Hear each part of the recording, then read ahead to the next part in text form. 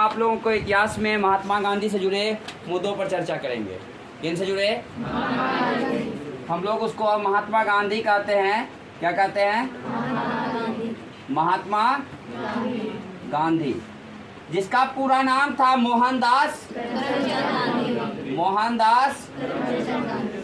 करमचंद गांधी।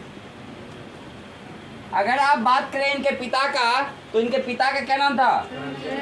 करमचंद गांधी।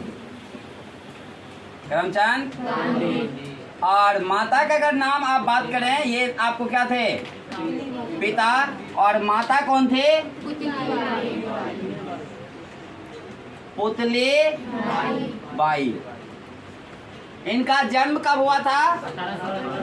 2 अक्टूबर, बोलिए, 1869 ईस्वी को। एक चीज याद रखिएगा, 1869 में ही सुएज नहर का निर्माण हुआ था मिस्र में। कहाँ? सुएज नहर का निर्माण कहाँ? मिस्र में। तो आपको महात्मा गांधी, जिसका पूरा नाम मोहनदास करमचंद गांधी, पिता का नाम और माता का नाम पुतली बाई। क्या नाम? ये आपको गुजरात के निवासी, गुजरात में पोरबंदर में इनका जन्म हुआ था। ये शुरुआती शिक्षा प्राप्त हुई की। उसके बाद आपको इनका अगर बात करें शादी का, तो शादी 1883 ईस्वी में हुआ था। किससे? कस्तूरबा गांधी से। किससे? यानी इनके पत्नी का नाम कस्तूरबा गांधी। किनके पत्नी का नाम? ये आपको 1893 ईस्वी में एक मुकदमे के सिलसिले में आपको दक्षिण अफ्रीका चले गए। कौन कहेगा दक्षिण अफ्रीका कब गए? कौन? महात्मा गांधी दक्षिण अफ्रीका कब गए? शादी के कितने वर्ष बाद? जब दक्षिण अफ्रीका गए ना, तो वहां ये लंबे समय तक रहे। कौन? कहता है भारत वापस आए 1915 ईस्वी में। आपको 9 जनवरी को, कब? 9 जनवरी को, यानी 9 जनवरी 1915 को ये भारत वापस आए। कौन?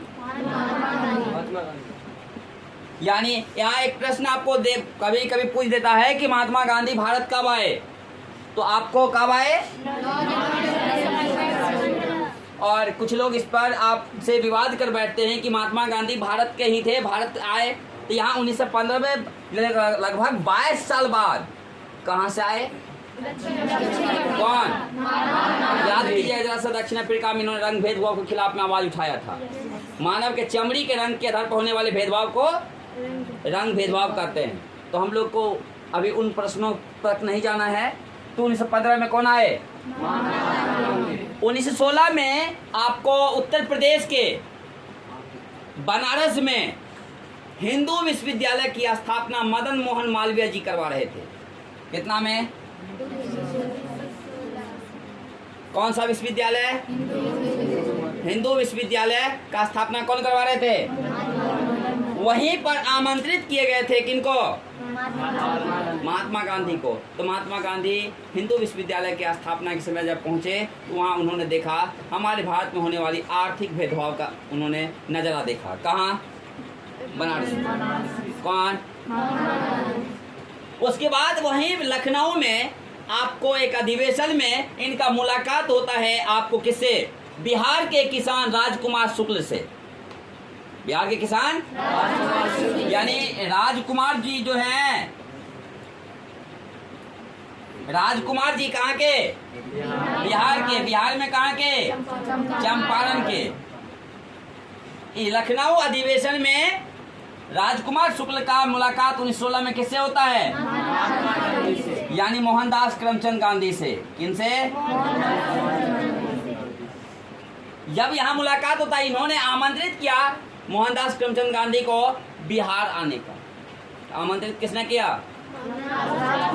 यानी बिहार की हर एक समस्या, 3 कटिया व्यवस्था के बारे में बताया, आपको किसान के ऊपर हो रहे आपको अन्याय, लगान बढ़ा दी गई, इसकी सारी समस्याओं के बारे में राजकुमार शुक्ल बिहार के किसान, इन्होंने आपको मोहनदास करमचंद गांधी से अपनी सारी समस्या आपको रख बैठे। कहाँ? लखनऊ में। जब वहाँ रखे तो उन्होंने जैसे ही सुना तो वो बोले ठीक है, मैं निश्चित बिहार आऊँगा। कहाँ आऊँगा? 10 अप्रैल को जब वो निकले थे तो आपको कहा जाता है कि 15 अप्रैल कितना 1917 ईस्वी को चंपारण पहुंच गए, जिस चंपारण को आज बापू धाम स्टेशन के नाम से जाना जाता है। चंपारण में किस नाम से? बापू धाम। जहां महात्मा गांधी उतरे थे चंपारण में, आज वो स्टेशन किस नाम से जाना जाता है? बापू धाम के नाम से जाना जाता है। तो महात्मा गांधी को ही ना बापू कहा गया है। तो ये आपको वहां कब आए थे?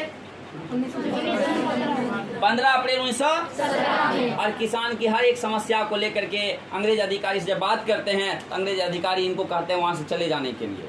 तो बताइए, जो व्यक्ति दूसरे देश में जाकर आंदोलन कर सकते हैं वो यहाँ से चले जाते? और यहीं पर उन्होंने प्रथम सत्याग्रह आरंभ कर दिया, जिसको हम लोग कहते हैं 1917 में चंपारण सत्याग्रह।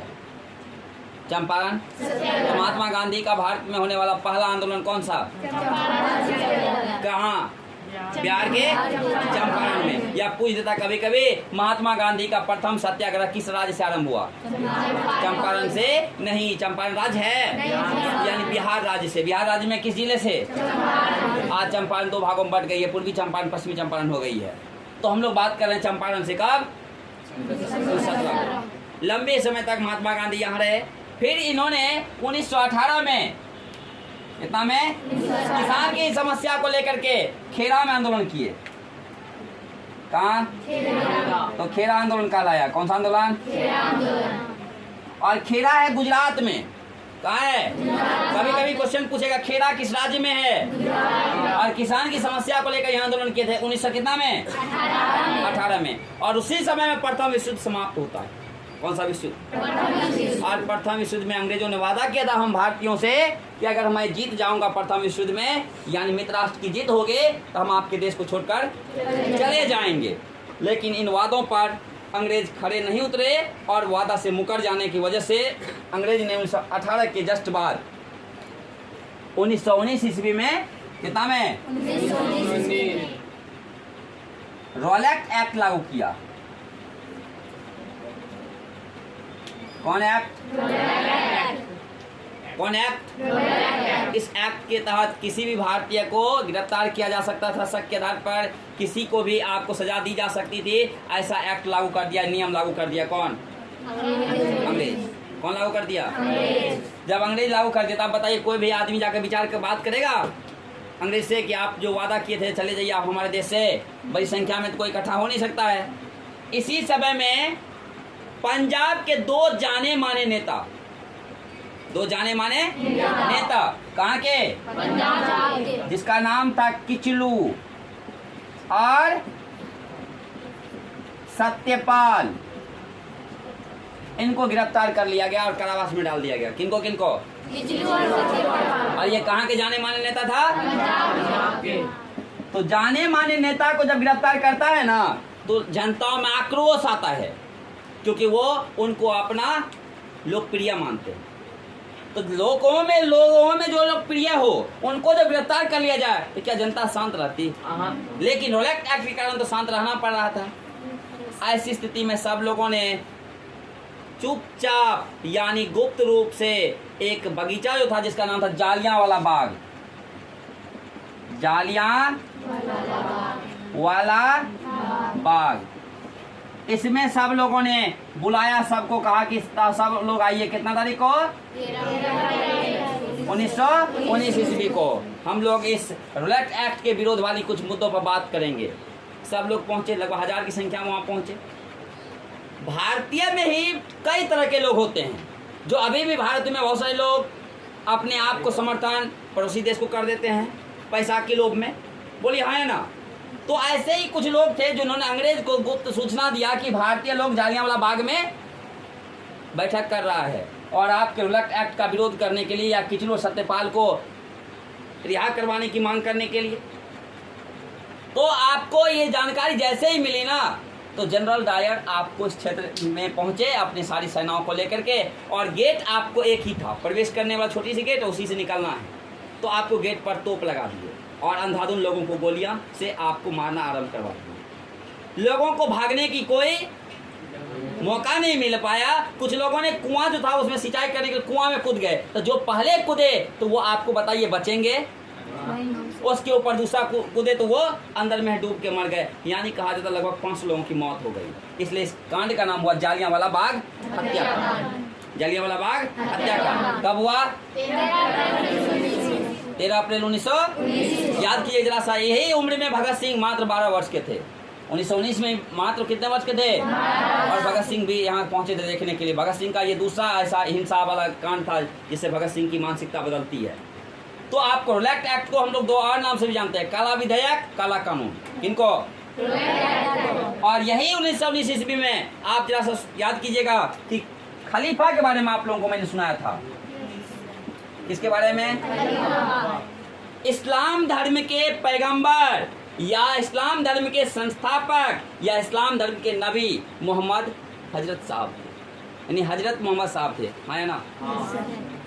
हजरत मोहम्मद साहब का उत्तराधिकारी मोहम्मद अली बना, तो आपको हजरत मोहम्मद साहब के उत्तराधिकारी को ही खलीफा कहा जाता था और ये खलीफा पद चल रहा था। तो तुर्की के सुल्तान को क्या कहा जाता था उस समय में? खलीफा। यानी पूरे इस्लामिक संसार के खलीफा किसको कहा गया था? तुर्की के सुल्तान को। वही ब्रिटेन तुर्की को गुलाम बना लिया था। तुर्की के शासक को कहाँ डाल दिया? कारावास में डाल दिया। तो बताइए भारतीय मुसलमान नाराज होंगे कि नहीं होंगे? तो भारतीय मुसलमान का कहना था कि आप मेरे खलीफा को क्या कर दो? छोड़ दो। हमको जो कर रहे मेरे खलीफा को क्या कर दो? तो अंग्रेज नहीं माने इस बात को लेकर के, तो आपको भारतीय मुसलमान ने तुरंत इसके लिए आंदोलन स्टार्ट कर दिया, जिसका नाम रखा खिलाफत आंदोलन। कौन सा आंदोलन? और इसका नेतृत्व किया शौकत अली और मोहम्मद अली। दोनों भाई था। दोनों क्या था? भाई था। तो बंधु अली के नाम से भी हम लोग जानते हैं। तो आपको खिलाफत आंदोलन भी हमारे देश में हुआ कब? 1919 में। एक खिलाफत आंदोलन हुआ, रोलेट एक्ट का विरोध में हुआ, जालियांवाला बाग हत्याकांड हुआ। तो आप बताइए इसमें महात्मा गांधी भाग लिए हुए हैं? नहीं ना। महात्मा गांधी ने खिलाफत आंदोलन का समर्थन जाके कर दिया। क्यों? क्योंकि इनका कहना था कि मुसलमान के द्वारा की गई आंदोलन का मैं समर्थन करता हूं ना, तो हिंदू मुस्लिम एक हो जाएंगे। क्या हो जाएंगे? क्योंकि अंग्रेज ने हिंदू और मुस्लिम में फूट डालो शासन करो की रणनीति याद कीजिएगा 1905 में बंगाल विभाजन की बातें। बोलिए हाँ या ना? इसलिए हिंदू मुस्लिम एकता के लिए पूछता कभी कभी महात्मा गांधी ने खिलाफत आंदोलन का समर्थन क्यों किया? हम लोग कहेंगे महात्मा गांधी ने खिलाफत आंदोलन का समर्थन इसलिए किया क्योंकि वो चाहते हिंदू मुस्लिम क्या हो जाए? यानी एकता के लिए समर्थन कर दिया। इसके बाद महात्मा गांधी मुद्दा बनाकर कहा कि अंग्रेज का काम करता कौन है? अंग्रेज की संख्या अल्प है और हमारी भारतीय संख्या आपको बहुसंख्यक है, फिर भी अल्पसंख्यक जो है ना हावी हम बहुसंख्यक पर कैसे हैं? तो कहा क्या कि भारतीय ही उसका सारा काम करता है। तो भारतीयों से आह्वान किया कि असहयोग, यानी अंग्रेजों का सहयोग हमें, तो असहयोग आंदोलन चलाए महात्मा गांधी 1920 में। कौन सा आंदोलन? असहयोग आंदोलन। और महात्मा गांधी अहिंसा आधार पर कहे थे। किस आधार पर? अहिंसा के आधार पर इनका कहना था कि आपको क्या नहीं होगी? हिंसा हम लोगों को नहीं करनी है। किनका कहना था ये? महात्मा गांधी का। बड़े पैमाने पर सहयोग आंदोलन में लोग ने देश में भाग लिया। बोलिए हाँ या ना? और आपको अगले साल 1921 आता है, 1922 में उत्तर प्रदेश में लोगों ने हिंसा कर दिया। लोगों ने क्या कर दिया? हिंसा। वही आप याद कीजिएगा चोरा चोरी कांड का नाम सुने होंगे आप। 1922 में 22 पुलिसकर्मियों को दिन में उन्होंने मारा। आंदोलनकर्ता को दिन में आपको वहां के पुलिसकर्मी मारे, रात में ये लोग आक्रोश में जाकर के चारों साइड से घेर करके आगे लगा दिया थाना में। तो 22 पुलिसकर्मी को जिंदा जला दिए। कितना ईस्वी में? 1922 ईस्वी में।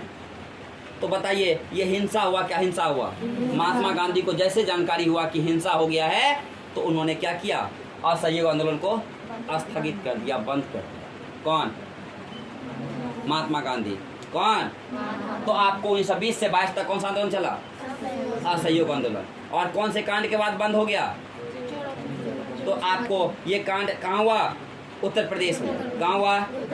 इसके बाद अगर बात करें इसके बाद अगर हम लोग बात करें तो आपको नमक पर कर लगा दिया था, तो नमक पर जैसे कर लगा, नमक का दाम क्या हो जाएगा? बढ़ जाएगा। नमक का दाम क्या हो गया? बढ़ गया। तो आपको 1930 ईस्वी की बात है, कितना ईस्वी की बात? 1930 में नमक पर क्या लगा दिया? कर लगा दिया, टैक्स लगा दिया। नमक का दाम क्या हो गया? बढ़ गया। नमक का दाम जैसे बढ़ा तो नमक तो हर आदमी को चाहिए, चाहिए या नहीं चाहिए? तो आपको नमक पर जो टैक्स लगा दिया, नमक का दाम बढ़ गया। महात्मा गांधी अंग्रेज से आग्रह किए कि नमक पर से सर कर को हटा दीजिए, क्योंकि आम जनता, गरीब जनता नहीं खा पाती है, नहीं नमक नहीं खरीद पा रही, इतनी हालात खराब है। तो महात्मा गांधी के ये विचार पर अमल नहीं किए। कौन? अंग्रेज अधिकारी। ऐसी स्थिति में महात्मा गांधी के बातों को जब अमल में नहीं ली गई तो महात्मा गांधी यहाँ कहे कि मैं आंदोलन करूंगा इसके लिए, और प्रेम पूर्वक, मेरी हिंसा नहीं होगी, अहिंसा पूर्वक। इसलिए इन्होंने एक आंदोलन छेड़ा जिसका नाम रखा गया सविनय अवज्ञा आंदोलन। क्या?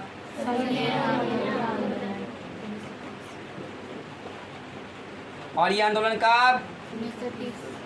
1930 में।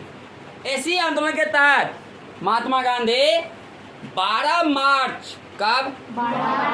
12 मार्च 1930 ईस्वी को गुजरात के साबरमती आश्रम से अपने साथियों के साथ निकले पैदल, और 5 अप्रैल को पहुंचे कहाँ?